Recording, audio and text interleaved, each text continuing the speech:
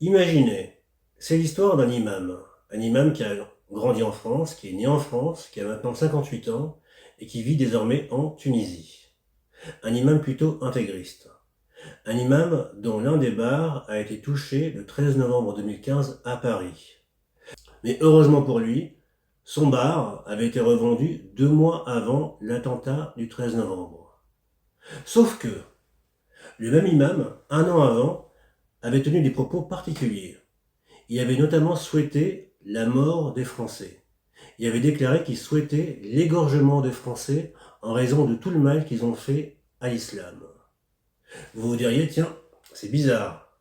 Ce type donc souhaite la mort des Français par des actes terroristes, et un an plus tard, son bar est visé par un acte terroriste, un bar qu'il a revendu 2 mois juste auparavant. Et donc vous vous dites, évidemment le parquet de Paris a dû s'autosaisir de son cas.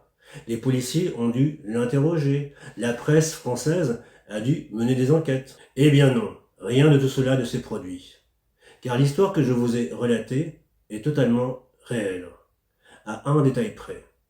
Il ne s'agit pas d'un imam basé en Tunisie, il s'agit d'un rabbin basé en Israël.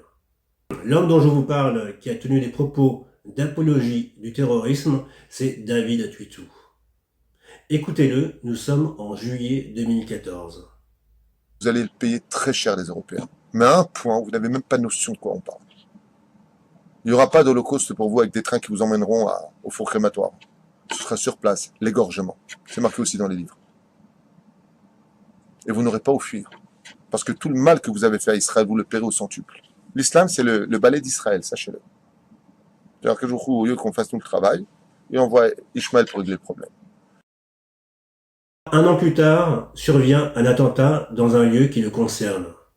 Le Bataclan Café, qu'il ne faut pas confondre avec le Bataclan, ni avec le bar au sein du Bataclan. Le Bataclan Café, c'est une brasserie qui jouxte le Bataclan, la salle du Bataclan. Mais ce n'est pas le Bataclan.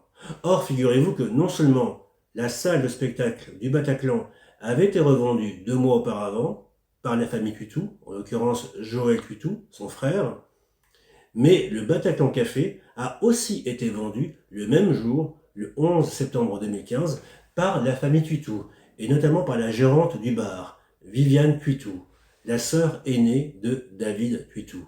David Tuitou qui avait des actions dans ce bar comme le reste de sa famille.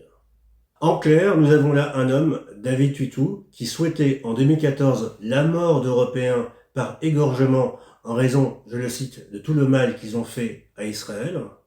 Et cet homme-là copossédait un des bars visés par les terroristes du 13 novembre. Et quelle coïncidence! Un bar vendu juste 2 mois auparavant, après avoir été possédé par la famille Tuitou depuis 1997.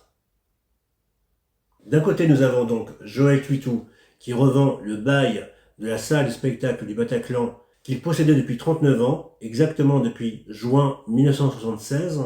Et de l'autre, nous avons le Bataclan Café, qui était possédé par la famille Tuitou entre 1997 et 2015, jusqu'au 11 septembre 2015, qui a donc été revendu 2 mois avant l'attentat. Et bonne pioche, car ce bar est resté ensuite, après l'attentat, fermé durant 2 ans et demi.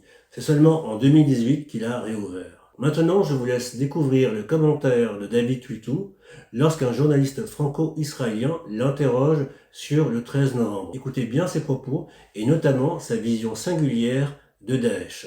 Bonjour à toutes et tous, je suis très heureux de vous retrouver pour une nouvelle émission, une émission malheureusement qui va traiter d'un sujet dramatique. Il s'agit des carnages qui se sont déroulés à Paris le 13 novembre. J'étais particulièrement affecté, je dois vous le dire.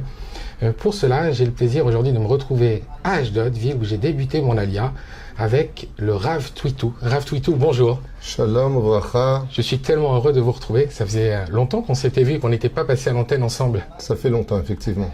Voilà. Baruch Hashem. Donc comment allez-vous déjà? Baruch Hashem, effectivement, les événements que nous vivons sont des événements difficiles parce que la diaspora est en grande difficulté et elle est divisée dans plusieurs pôles au niveau des opinions rabbiniques aussi bien que dans le domaine sioniste. Je pense que le plus grand message d'aujourd'hui, c'est que l'islam a compris une chose. Ils parlent tous l'arabe et ils s'unissent. Nous avons tous une langue et on est encore divisés. Enfin, eux sont quand même divisés, hein. On le voit avec Daesh d'ailleurs. Daesh n'est rien d'autre qu'un pouce d'une main. L'histoire nous montrera. D'accord, alors je voudrais... Vous restez encore un petit peu journaliste, mais c'est beaucoup plus compliqué que cela. Non seulement David Putou n'évoque jamais son lien personnel avec le Bataclan, son lien fort, historique de lui et de sa famille avec le lieu, mais en plus de cela, il tient à relativiser les propos de son interlocuteur sur Daesh. Il reste énigmatique, il reste sibyllin.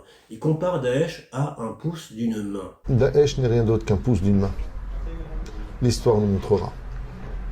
D'accord, alors je voudrais... Vous restez encore un petit peu journaliste, mais